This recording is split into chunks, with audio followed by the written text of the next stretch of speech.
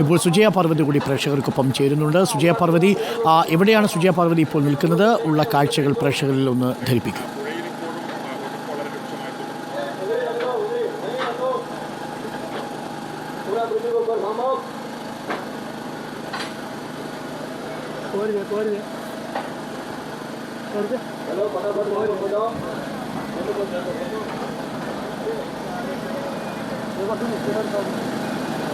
Doctor Arun, ഞാനിപ്പോൾ നിൽക്കുന്നത് ചൂരൽമലയിൽ നിന്ന് മുണ്ടക്കയിലേക്ക് പോകുന്ന ഭാഗത്താണ്. ഇവിടേക്കാണ്, അതായത് ഈ ഉരുൾപൊട്ടലിൻ്റെ നാശം ഏറ്റവും വന്നു നിൽക്കുന്ന ഡെഡ് എൻഡ് എന്ന് പറയുന്നത് ഈ ഭാഗമാണ്. മുകളിൽ നിന്നുള്ള ഉരുൾപൊട്ടൽ നാശം വിതച്ച് ഇങ്ങേയറ്റം വരെ എത്തിയിരിക്കുന്ന ഭാഗം, പാലം പണി പൂർത്തിയായിക്കൊണ്ടിരിക്കുന്ന ഭാഗം, ചൂരൽമല നിന്ന് മുണ്ടക്കയിലേക്ക് വരുന്നതിനുള്ള പാലം നിർമ്മിച്ചുകൊണ്ടിരിക്കുന്ന ഭാഗത്താണ് ഞാനിപ്പോൾ നിൽക്കുന്നത്. ഇവിടെ രക്ഷാപ്രവർത്തനം തുടരുന്നു. അതോടൊപ്പം നമുക്കറിയിക്കാനുള്ള വളരെ പ്രധാനപ്പെട്ട കാര്യം, LP സ്കൂളിൻ്റെ ഭാഗത്തു നിന്ന് വീണ്ടും മൃതദേഹം കിട്ടുന്നു എന്നുള്ളതാണ്. ഒരു സ്ത്രീയുടെ മൃതദേഹമാണ് ഏറ്റവും ഒടുവിൽ അവിടെ നിന്ന് പുറത്തേക്ക് കൊണ്ടുപോയത്. ആ ദൃശ്യങ്ങൾ നമുക്ക് ലഭ്യമായിട്ടുണ്ടെന്ന് കരുതുന്നു.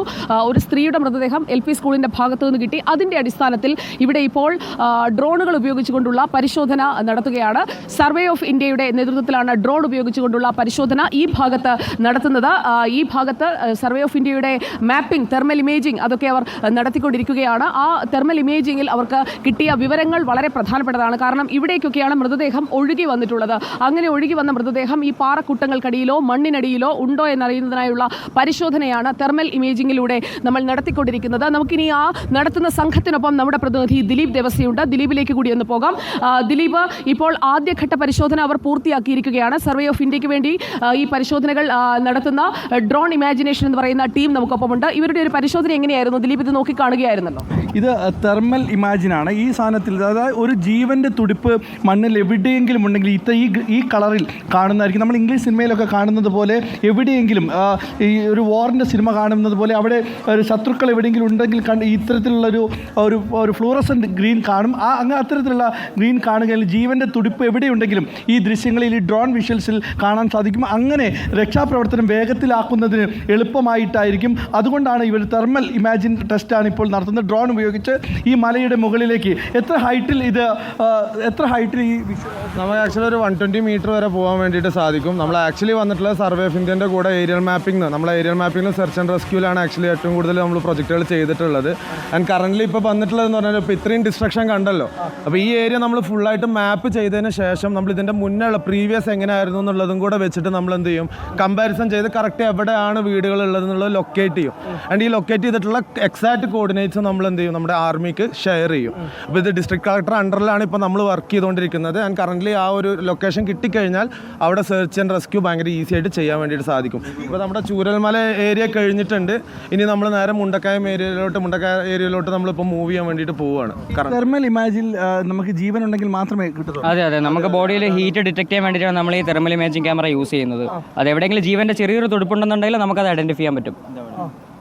അതെ, സുജിയ, ഇവരുടെ ഇപ്പോൾ നമ്മുടെ കയ്യിലുള്ളത് ഈ ഡിവൈസാണ്. ഈ ഡ്രോണും തെർമൽ ഇമേജിംഗ് ഡിവൈസും കൂടിയുള്ള ഭാഗമാണ് നമ്മൾ ഇതുവഴിയാണ് ഇപ്പോൾ കണ്ടെത്തുന്നത്. പ്രേക്ഷകർക്ക് കാണാം, ഇപ്പോൾ ഇതിന്റെ ക്യാമറ നമ്മൾ ദിലീപിലേക്ക് ഫോക്കസ്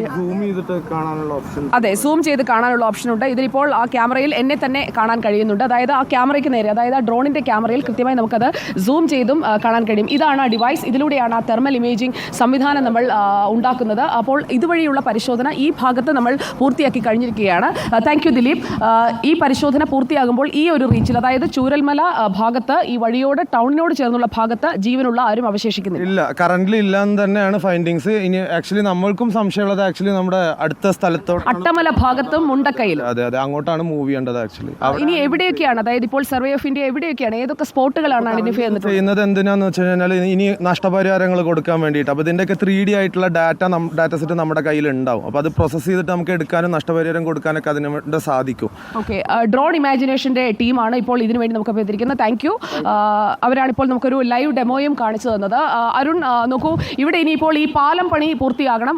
അതോടൊപ്പം തന്നെ ഈ ഭാഗത്തുള്ള തെരച്ചിൽ അവസാനിപ്പിച്ചിരിക്കുന്നു എന്ന് നമുക്ക് പറയാം. കാരണം രക്ഷാപ്രവർത്തകർ അവർ നടന്ന് ഈ ഭാഗങ്ങളിലൊക്കെ പരിശോധിച്ചു. ആർമിയും 2 വട്ടം പരിശോധന പൂർത്തിയാക്കി കഴിഞ്ഞിരിക്കുകയാണ് ഈ ഭാഗത്ത്. ഇനി ഇവിടെ വീടുകൾക്കടിയിൽ ആളുകൾ ഉണ്ടാകാൻ സാധ്യത കുറവാണെന്നാണ് അവർ പറയുന്നത്. അതായത് വീടുകൾക്കടിയിൽ പെട്ടിട്ടുള്ള ആളുകളൊക്കെ ഒലിച്ചു പോയിട്ടുണ്ടാകാം എങ്കിലും കടാവർ നായകളെ ഉപയോഗിച്ചുകൊണ്ടുള്ള പരിശോധന ഒരിക്കൽ കൂടി ഇവിടെ നടത്തുന്നുണ്ട്. ഇത്തവണ കൊണ്ടുവന്നിരിക്കുന്ന കടാവർ നായകളിൽ എടുത്തു പറയേണ്ട കാര്യം, അതിൽ കഴിഞ്ഞ 5 വർഷമായി സേനയ്ക്കൊപ്പമുള്ള മായ മർഫി എന്ന നായകൾക്കൊപ്പം മാഗി എന്ന നായ കൂടിയാണ്. മാഗി എന്ന നായ ജീവനുള്ള ആരെങ്കിലും കുടുങ്ങിക്കിടക്കുന്നുണ്ടെങ്കിൽ അത് സെൻസ് ചെയ്യുന്നതിന് പരിശീലനം ലഭിച്ചിട്ടുള്ള ലാബ്രഡോർ ഇനത്തിൽപ്പെട്ട നായയാണ്, ഒരു വെളുത്ത നായ മാഗി. ആ മാഗിയുടെ പരിശോധന ഇപ്പോൾ മുണ്ടക്കൈ ഭാഗത്താണ് അത്യാവശ്യമായി വേണ്ടത്. കാരണം പല മനുഷ്യരും കുടുങ്ങിക്കിടക്കുന്നുണ്ടാകാം. അതായത് പൂർണ്ണമായി തകരാത്ത വീടുകളുണ്ട്, അതിനടിയിൽ ചിലപ്പോൾ മനുഷ്യർ ജീവനോടെ അവസാന പിടച്ചിലോടുകൂടി ഉണ്ടാകാം. അതുകൊണ്ട് അവരെ കണ്ടെത്തുന്നതിനായി മാഗിയെ ഇന്ന് വിനിയോഗിക്കുമെന്നുള്ളതാണ് ഏറ്റവും പ്രധാനപ്പെട്ട കാര്യം. അതേസമയം തന്നെ മായയും മർഫിയും മണ്ണിനടിയിൽ പെട്ടുപോയിട്ടുള്ള മൃതദേഹങ്ങൾ കണ്ടെത്തുന്നതിനായുള്ള ശ്രമങ്ങളും തുടരും. ഇനിയിപ്പോൾ മുഖ്യമന്ത്രി വരുന്നു, ഒപ്പം രാഹുൽ ഗാന്ധി, പ്രിയങ്ക ഗാന്ധി ഇവരുടെയൊക്കെ ഒരു സന്ദർശനം, അതെല്ലാം കൺട്രോൾ റൂം കേന്ദ്രീകരിച്ചായിരിക്കും അവരൊക്കെ ആദ്യം എത്തുക. അതിനുശേഷമായിരിക്കും ഈ മുണ്ടക്കൈ ഭാഗത്തേക്ക് വരിക. മുകളിലേക്ക് എത്തി അവിടെയുള്ള രക്ഷാപ്രവർത്തനം ഇനി അതിവേഗത്തിലാക്കേണ്ടതുണ്ട്. ഇതുവരെ ആളുകൾ അവിടേക്ക് നടന്നുപോയി ഒക്കെയായിരുന്നു രക്ഷാപ്രവർത്തനമെങ്കിൽ ഉച്ചയ്ക്ക് ശേഷം ഈ പാലം തുറന്ന് നൽകുന്നതോടുകൂടി ഇതുവഴി വാഹനങ്ങൾക്ക്, യന്ത്രങ്ങൾക്ക് ഒക്കെ നടക്കാൻ സാധിക്കും. അതായത് ഈ വഴി മുകളിലേക്ക് ചെല്ലണം. അത്രയും ദൂരം കടന്നു ചെല്ലുമ്പോഴാണ് അപകടമുണ്ടായ, ഏറ്റവും ദുരന്തം ഉണ്ടായ മുണ്ടക്കൈ ഭാഗമുള്ളത്, പുഞ്ചിരിമട്ട ഉള്ളത്. അതുപോലെ തന്നെ അട്ടമല ഭാഗത്തേക്ക് ഇന്ന് അട്ടമലയിൽ കൂടുതൽ കേന്ദ്രീകരിക്കും എന്നാണ് സർക്കാർ സംവിധാനങ്ങൾ പറയുന്നത്. അതിനായി നമ്മൾ കാത്തിരിക്കുന്നു. അതേസമയം തന്നെയാണ് ഇപ്പോഴും LP സ്കൂളിൻ്റെ ഭാഗത്തു നിന്നൊക്കെ മൃതദേഹങ്ങൾ കണ്ടെടുക്കുന്ന കാഴ്ചകൾ നമ്മുടെ മുന്നിലേക്ക് എത്തിക്കൊണ്ടിരിക്കുന്നത്. മരണം എത്രയെന്ന് കൃത്യമായി തിട്ടപ്പെടുത്താൻ കഴിഞ്ഞിട്ടില്ല. ഇപ്പോൾ റേഷൻ കാർഡുകൾ പരിശോധിക്കുമെന്നുള്ള വളരെ പ്രധാനപ്പെട്ട ഒരു വിവരം കൂടി നമുക്ക് പങ്കുവയ്ക്കാനുണ്ട്. റേഷൻ കാർഡുകൾ കേന്ദ്രീകരിച്ച് ഒരു വീട്ടിൽ എത്ര പേർ ഉണ്ടായിരുന്നു എന്നത് കണ്ടെത്താനാണ് ഇപ്പോൾ ശ്രമിക്കുന്നത്. അതായത് കുടുംബാംഗങ്ങളിൽ പലരെയും നഷ്ടപ്പെട്ട ഒരുപാട് മനുഷ്യരുണ്ട്. അതുകൊണ്ട് അവരെ കണ്ടെത്തുന്നതിനായി റേഷൻ കാർഡുകൾ വെച്ചുകൊണ്ടുള്ള ഒരു പ്രദേശത്തെ മുഴുവൻ ആളുകളുടെയും റേഷൻ കാർഡുകൾ വിവരങ്ങൾ ശേഖരിച്ചുകൊണ്ടുള്ള ഒരു പരിശോധന നടത്താനാണ് പോകുന്നത്. ആ രീതിയിലായിരിക്കും പൂർണ്ണ വിവരങ്ങൾ സംഘടിപ്പിക്കുക. അരുൺ. ഓക്കെ, സുജയ പാർവതിയാണ് ഇപ്പോൾ ചൂരൽമലയിൽ നിന്നും വിവരങ്ങൾ നൽകിക്കൊണ്ടിരിക്കുന്നത്.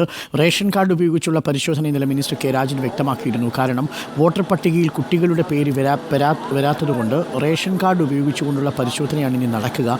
അവിടെ എത്ര കുട്ടികളുണ്ട് എന്നത് കണ്ടെത്തണം, മിസ്സിംഗ് എത്ര പേരുണ്ടെന്ന് കണ്ടെത്തണം, ഇപ്പോൾ ജീവിച്ചിരിക്കുന്നവരുടെ കണക്കെടുക്കണം, ആശുപത്രിയിൽ ഉള്ളവരുടെ കണക്കെടുക്കണം, ബോഡി കണ്ടെത്തിയവരുടെ കണക്കെടുക്കണം. അതിനുശേഷം മാത്രമേ മിസ്സിംഗ് ആയ ആൾക്കാരെ കുറിച്ച് എന്തെങ്കിലും ധാരണ നമുക്ക് ലഭിക്കുകയുള്ളൂ. ഇപ്പോൾ പ്രേക്ഷകർ കാണുന്നത് മുണ്ടക്കയിലും ചൂരൽമലയിലും കൂടുതൽ ഹിറ്റാച്ചിയും JCB മെഷീനുകളും എത്തിച്ചിരിക്കുന്നതിൻ്റെ തത്സമയ ദൃശ്യങ്ങൾ കൂടിയാണ്. ഞങ്ങളുടെ റിപ്പോർട്ടർ വാർത്താ സംഘം പലയിടങ്ങളിൽ നിന്നായി തത്സമയം ഈ കാഴ്ചകൾ പ്രേക്ഷകരിലേക്ക് നൽകുന്നു.